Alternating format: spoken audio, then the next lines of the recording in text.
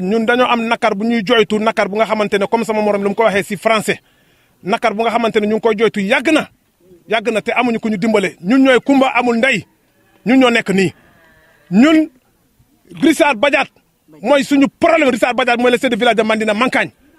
Richard Badiate dafa ne fii seen suufu maam la seen suufu maam yi ñoo ko moom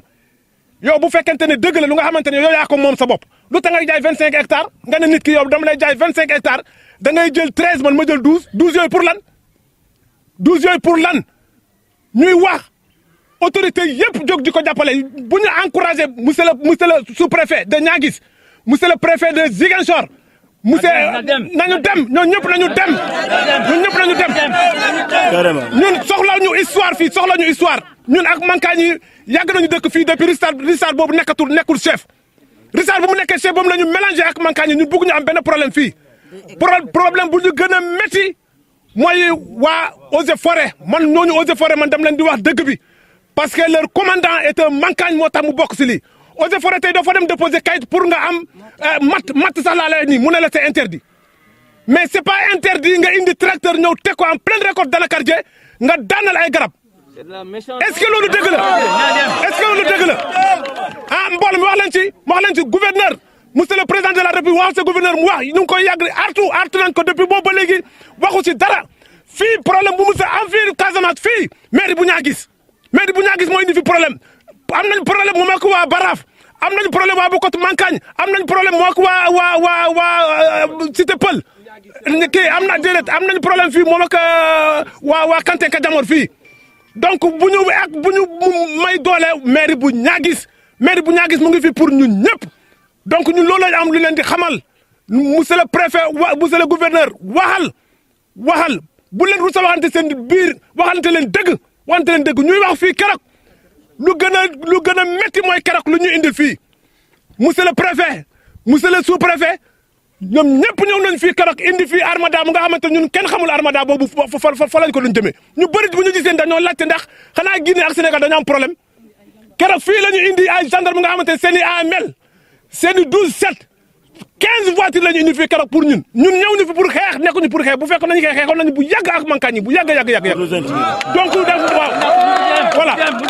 donc ñu loolu moo tax ñu ngi xamal population bi gouverneur jógal nga wax bul seet mairie bu Niaguis parce que seen i partenaire la ñu rek parce que yéen a bokk gouvernement bi nga noppi di leen seetaan bul nangu ci loolu ñun ñu ngi ci naan ngeen sotti si ndox bu set ministre de l'urbanisme yow yaa signé kayit bi ñu ne yaa ko signé loolu la ñu wax parce que bu njëkk ba dañoo accusé ñu ne Fodé Badji moo ko signé Fodé Badji signé wu dara mairie bu Niaguis la ak Richard ak kii nu mu tuddee sax kii Bouba Sow moom mooy pousse Richard muy def lii Bouba Sow mooy pousse Richard muy def lii la dame d'SDE demal ñu delloo la sa xaalis nga ñëw fii suufu dëkkuwaay la boo leen ñu buggee emmerder fii mun ngeen jël seen doole parce que gouvernement bi yëpp ànd ak yéen ñun nag ñooy kumba amul ndey boo leen dëkkee fii billahi wallahi taala doo leen am jàmm ba kere bu ngeen di dee suñu bakka lañ fa teg voilà autorité yi dem nañu ñu bëri ñu ngi fii autorité yaa ngi fii ñun xam nañ leen ñun joxuñu ñu kayit ku ñu jox kayit nga am kayit mais boo ku ñu joxul kayit nga amee kayit te ñun suñu kayit mu ngi fii mooy suñu garab yi parce que doo tëdd rek nga am garab ñun nanguwuñu ko tey nanguwuñu ko suba Richard Badiate ñu ngi koy xamal ni moom lu mu bëgg a doxal ñun duñu ko nangu tey duñu ko nangu suba moom la ñu amal nag mbooloo mi surtout gouverneur Macky Sall yow la teg fii gouverneur waxal Niaguis problème foncier ñoom la problème papier ñoom la Niaguis donc waxal ñu tegu ci yoon yow yaa leen yilif tey Macky Sall yow la teg fii ñun ministre bi lu ñu ko bëgg a wax moo di ministre de l'urbanisme et de l'habitat bu fekkee moom moo ko signé na xoolaat mbir mi parce que lu ñu ko wax ni population bi d'accord ñu ñun ñoo fi liggéey Mankagne yi kenn Mankagne liggéey fii xoolal keroog bu ñu demee Niaguis benn Mankagne toppul Richard depuis bu ñu ko falee fii jaay suuf la fi nekkee ubbi na fii benn carrière bu nga xamante ne ñëpp ko bañ donc mooy ñun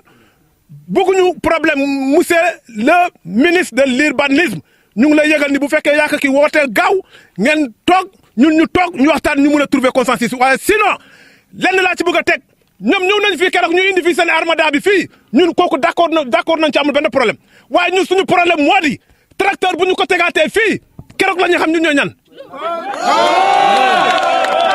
tracteur ñoom bu leen ñeexee ñu ñëw ñu mesurer ñu def lu leen neex ñun tracteur bi moom la ñu bañ mu daw daana suñu garab en pleine récolte de nakardier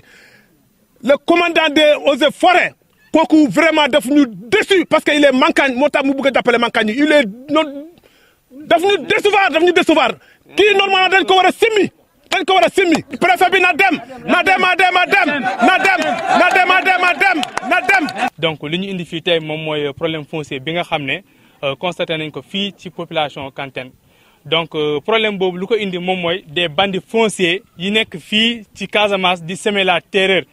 parce que loolu mënuñu ko concevoir ay nit nekk fii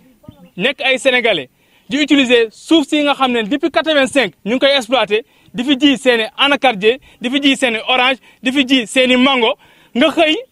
ñu indil la ñu ne la léegi mairie bu Niaguis en complicité ak le chef de village Richard Badiate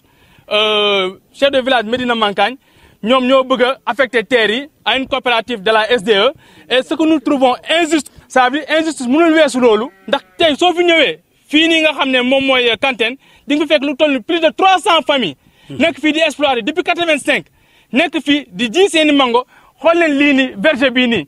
lii benn sénégalais moo fi nekk investir fi pendant des années ñu xëy bis ñu ne ñu carrément suuf si dañ koy affecté à une coopération luy toll ak 25 hectares donc famille yi fan lañ jëm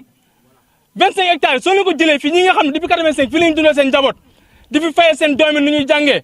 Macky Sall ñu ni waxee wax problème emploi des jeunes et tu veux mettre plus de 300 familles dans des problèmes yoo xam ne kenn xamul fu mu mujjee donc sur ce ñu ngi wax ki nga xam ne moom mooy le ministre de l'urbanisme gis nañu arrêté bu mu signé mooy autorisation de lotir donc ñu ngi koy xamal ni nu muy génnee arrêté de lotir deful sax étude d'impasse ndax su defee étude d'impasse dina xam ne ni ces terres là sont occupées par des sénégalais donc ñu ngi wax kii gouverneur di wax préfet di wax sous-préfet bu Niaguis ak l'adjoint maire Wandifa ki nga xam ne moom mooy adjoint maire bu Niaguis lii ngeen xam ne yeneen koy waajal ñun FRAPP France dégage ñun vision citoyenne ñun société civile doy na Casamance nous on est contre te problème bi ça veut dire les victimes c'est la coopérative de la SDE et la population de Kantène lii c'est des bandits fonciers gi ko jiitu nag moom mooy le président de la République ndax li nga xam ne ñu ngi koy def fii nii moom waroon na xam ci yan anam la ñu war a jëlee terre yi di ko affecté li nga xam ne moom mooy waa coopérative SDE donc ñu ngi interpeller les autorités locales di leen xamal ni forfait bi ngeen di waajal du fi jàll da du fi amee te li ngeen ci pare nañ ko donc li ngeen di xamal nag ñun lu ñuy proposer c'est une obligation moom mooy une sortie de crise ngeen woo les différentes parties ñu toog waxtaane li nga xam ne moom mooy problème foncier bi nga xam ne ñu ngi ko population ñu ngi ko bëgg a teg waa population de Kantène way laa nag dina am yeneen plan d'action yi nga xam ne ñu ngi koy waaj a def dans les jours à venir léegi nag suñu wax lenn la moom mooy que ni on n'est pas d'accord